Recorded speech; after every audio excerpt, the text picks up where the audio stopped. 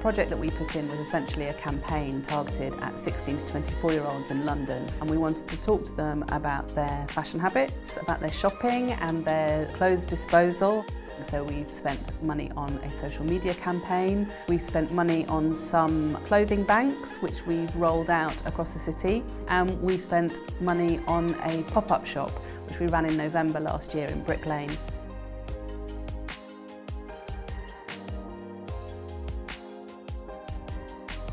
Love Not Landfill has every step of the way, I think, been immensely challenging but incredibly creative. We have always done a little bit of support for sustainable fashion and textile waste related activity, but never on this kind of scale and never with this kind of impact. We've seen really great engagement and people really picking up the message, and it's caught the attention of some fantastic people, including Bambi, the street artist whose work you can see behind me, and she's been a fantastic supporter.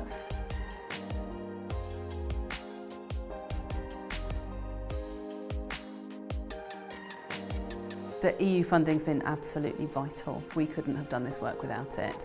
Normally, in terms of what we have funding to do here in London as an organisation, we tend to focus on things like food waste, on general recycling. We do little bits on textiles, but not a great deal, because we simply don't have the resources to do it. And what this funding has done has enabled us really to up our game on that. There's a real appetite now amongst young people, particularly in London, I think, to do something about the sustainable fashion issue.